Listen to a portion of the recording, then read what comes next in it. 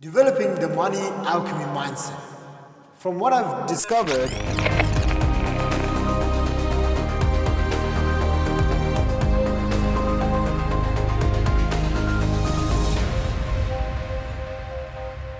so we've covered this. Here's the 7 big secrets I discovered after generating over $7 million in sales in less than 5 years. And really, when I look at it, it's pretty much in the last 3 years. Because my first 2 years, I made a couple of $100,000 and I lost it. By the way, does anyone know why I actually said that story of why I lost it? Because here's the thing. It can happen to you anytime. But here's the fascinating thing. It can happen to you and you're not scared of it. Do you know why? Because the value, the stuff that we're going to share this weekend, this is lifelong education. When you know how to drive, right? Who here knows how to drive? Okay, making money is like driving a car. But when you learn how to drive a car, and even if you have an accident, do you forget how to drive a car? It's the same thing. When I lost everything, I remember I have a bad habit. I'm going to tell you. You know what shisha is? Hookah? Yeah. Not woman, the other thing, the Arabian pipes, right? So I used to smoke a lot of that. And so I'm going to shisha with my friend, and I turn around to him and I'm like, dude, you know, I lost everything, man. You know, and I'm smiling and I'm like, you know, but it's okay because I'll make it back up. I'll make it back up again. And I'm just praying and I'm smiling and I realize, you know, I haven't actually lost anything. I've learned so many lessons of what not to do. And that's why I shared this previous story, is because no matter what happens, these skills are also transferable. Okay? Out of all of my friends, one guy, I forgive him because he loves his job. But other than him, everyone else is an entrepreneur. Everyone else makes 6, 7 or 8 figures and beyond. Okay? And that should tell you something. You have to surround yourself in an environment, in a mastermind, in a coaching program, in a seminar, as that's your support group. That's your new family. You guys get it? Yeah. You guys get it? Yeah. Good. Okay, so here's where you need to learn this.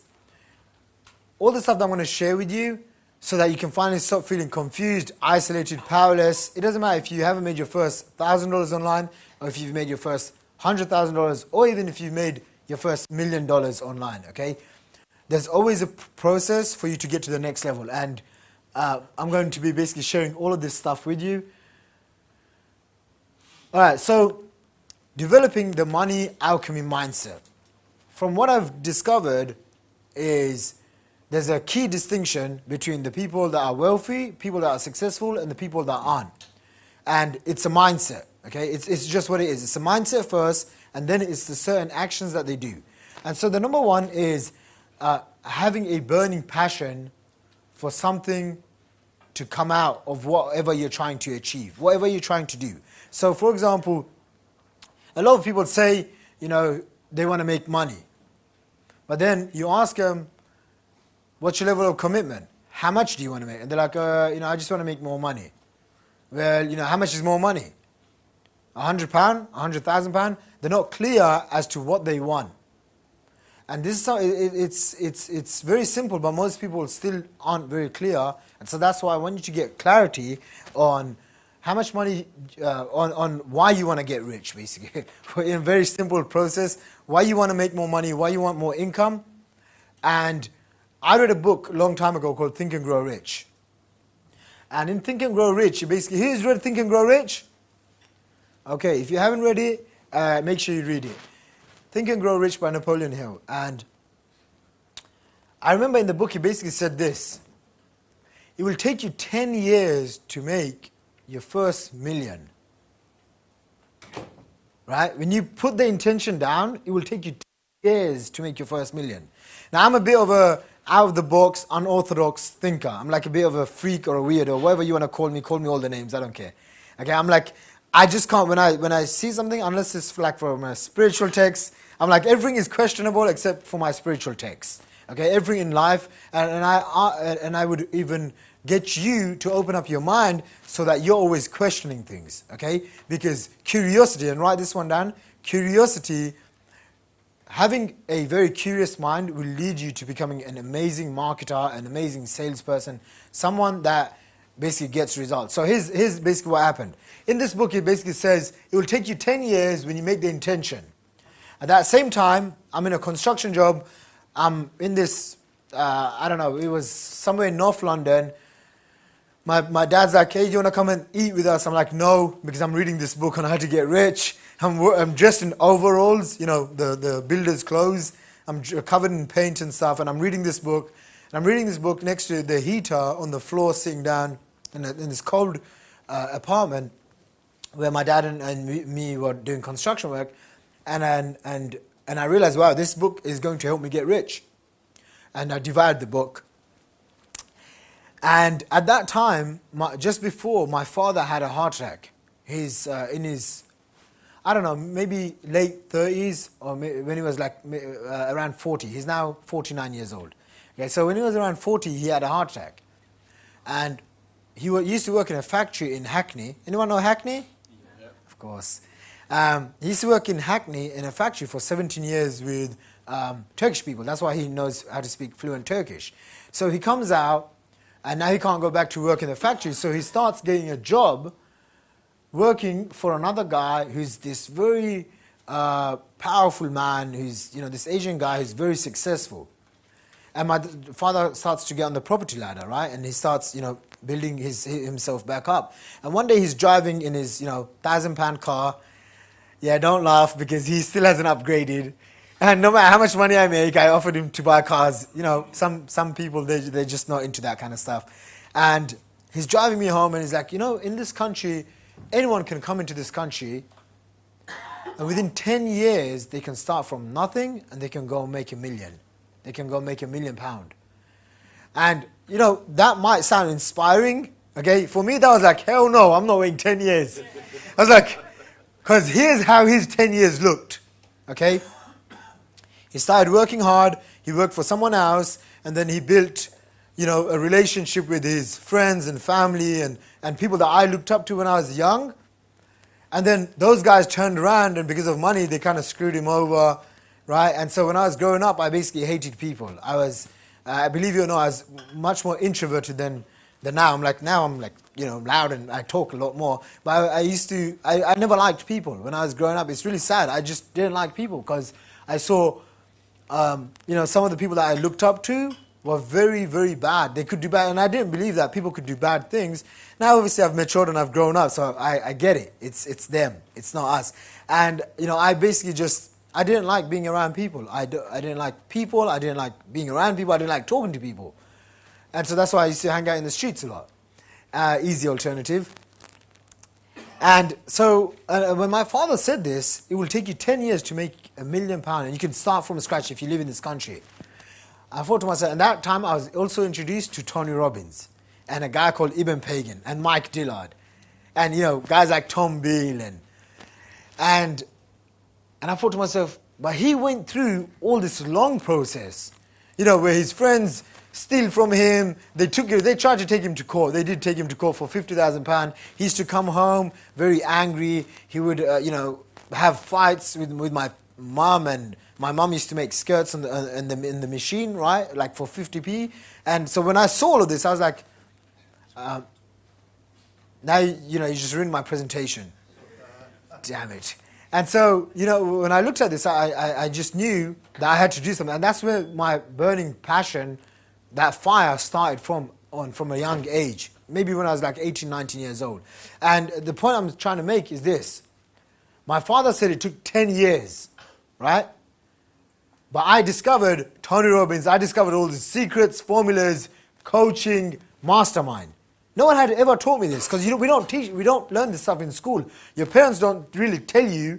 I mean, my dad, he'd be like, if you're paying this guy, Tony Robbins, $10,000 to spend 4 days, how many people are in the room? I'm like, about 500. He's like, do you know how much money he's making? And I'm like, well, he's like, he makes all of his money doing that. I'm like, no, Dad, you know how it is, right? First, my dad said, you joined the pyramid scam. Then when I started making money and, you know, I said, oh, Dad, I'm a millionaire. He's like, now you're at the top of the pyramid taking everyone's money. I was like, that's exactly what I'm doing. Just stay happy. All right, so abundance versus scarcity. because we're not trained in that community, we're not trained from our school, family, society to go and invest in ourselves. And this is why most people have, I'm sure none of you here have it, but most people in life you will meet, and I've been very blessed to travel a lot around the world, and I meet people from 15 years old, 84 years old and beyond, and sometimes they have lack of self-esteem, and that comes from a mind of scarcity where they don't value themselves. Okay, and so again, this is like, traffic is exciting, but this is the real secret, man. For 2.5 years, I looked in the mirror every single day and I said, I love you. Okay, I don't know if you're going to ever do that. I would recommend you do that, because how often do you love yourself and do you appreciate yourself, even if no one else does it? And I used to do this even when I had no money. I would look in the mirror and I would just appreciate everything about myself. And then obviously I had a girlfriend, and then I stopped telling myself I love myself. She's a whole different story. Okay, so abundance versus scarcity. Ask yourself, are you an abundant-minded person, or are you someone who's always trying to save, always trying to get? Because the person that is the most abundant with the resources, with giving, with investing in themselves, that's the person that always goes far and beyond. Is this making sense to you guys? Yes. Yes? You got it? Okay. Mastering the inner voice. Another one. Okay. I learned this early on, very early lesson. We always have this little monkey on our shoulder. If I said to you, hey, I have a $50,000 coaching program, and for $50,000 you're going to go and spend time with me, and you know you have $50,000, or you know you have resources to go and get $50,000 for coaching, what does your little voice say? And don't do it, right? What else does it say? Not worth it, can't afford it. Are you crazy? You crazy? What else? He's got enough, right? But if you don't have enough, so that's where it stems from, right? Abundance versus scarcity thinking. And there's a really good book that you should all read called Abundance by a guy called Peter Diamandis. And the world is abundant. The world has plenty of resources, and you all have lots of resources. So ask yourself, do you operate from a place of abundance, or do you operate from a place of scarcity? The more abundant that you are, and this is something that I've seen with all the successful people, they all do all of these things. They have a burning desire from something from within. They have a very well-developed self-esteem. It doesn't mean that you have to be Donald Trump, but you do have to have well-developed self-esteem, abundance, mindset, and mastering the inner voice, okay? And one of the fastest ways, and why I wrote the YNI, is that stands for your network is your net worth, okay? And do this exercise right now. It's going to take a minute, and write down the 5 people that you surround yourself with every single day. Every single day, who are the 5 people that you listen to, that you talk to, that you meet, that you communicate with?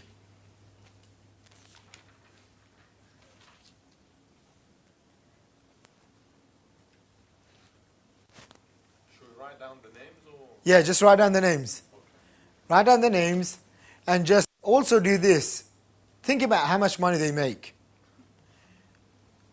Maybe they're broke, in debt, watching crap-enders, EastEnders. Or maybe they're making 100,000 or 20,000 a year, or maybe even $1 million or even 5 million a year. Who are the people that you have surrounded yourself with? And now if you look at all of the 5 people and you took the average, that's how much you would be making in the next 3 to 5 years. And when someone told me that, and I came outside and everyone's, and I was young, by the way, I don't smoke weed or I don't drink alcohol or whatever, but everyone's smoking weed and everyone's drinking. I looked at everyone, I was like, I'm going to be the average of all these people. I need a way out, man. I need a way out. Right? Who feels like that? Right? And so that's why I always aspire to surround myself with people that, that I want to be like. And some of these guys, in terms of business, it doesn't mean that they have to have money, but in terms of business, they do $50 million, $100 million, because that's my goal.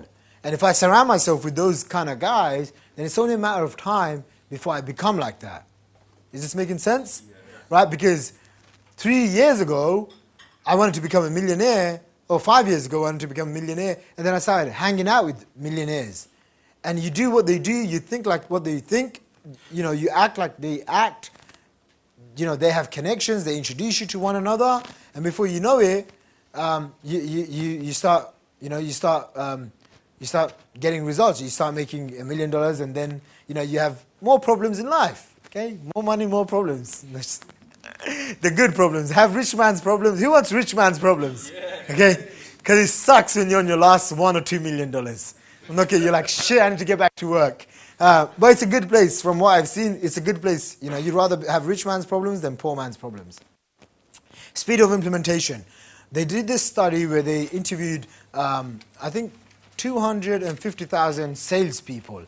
And when you make over 250,000 a year, you're in the basically top 1% of the income population, like top 1% income earner across the world. I mean, in UK, if you make over £150,000, which is like, I don't know, £10,000 a month or something, or £15,000 a month, you're in the top 1% income earner. And when I heard those stats, I was like, oh man, I gotta be in the top 1%. As in one of my first ever events in Boca Raton, and a guy basically explained to me, that if you, I said to him, hey man, some people think this whole thing is a pyramid scam. I couldn't care less, because I know it's not, and I just want to make as much money. And he said, if you look at a pyramid, if you look at a company like Virgin, Richard Branson owns it, one guy. He has 300 business managers that run 300 of his companies, which equates to 50,000 employees. The 50,000 employees are in the 97%. Do you see that? And when he said that, I looked at him and I was like, okay, I made a decision to always be a top 1 to 3% income earner. So aspire, think bigger. And what happened was, I actually learned this from a guy called Ibn Pagan. When they did this study of all the top people that make all this money, they asked, what's the golden thread, right? What's the golden secret that connects all of these guys? I'm sure there were some girls, but let's just say guys. The girls are like giving me a dirt. And they found out it's speed of implementation. Well, I have a laser too. I don't think it's working, but the speed of implementation is this. How fast do you learn something, and how fast does it take for you to go and take action on it? Right? Who here knows that what they need to do? Raise your hand. All right. Like I know I need to go to the gym more often. I'm not going to the gym more often, and that's why I'm slightly overweight. Does that make sense? Yes. Right? And so speed of implementation, and again, it's what you value.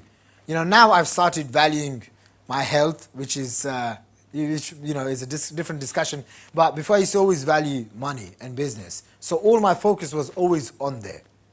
Does that make sense? So speed of implementation. Ask yourself, what are the things that you can always go and implement fast? Okay, knowing that you need the right guidance. Again, this is where I was talking about shutting the mind off, the ego, the little monkey inside of our mind that says, we know this, we've heard it all before. The more that you can shut it off, the more you can become a sponge where you can soak in. And that's basically what you're trying to do. You're trying to soak in more wisdom, more experience, more teachings, and more learnings. You got it? Okay, good. The next few slides, I'm going to go really fast. So you're going to just listen faster. Okay, this leads to a shift in identity. All of these things that I've said, and really what we have to do is start shifting our identity. So ask yourself these questions. Are my current set of self-identities empowering me to achieve great things? Or are they keeping me stuck at my current level?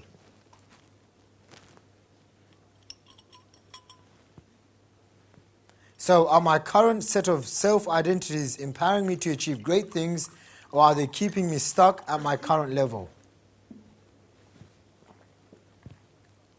Okay, lesson 2. Motion creates momentum.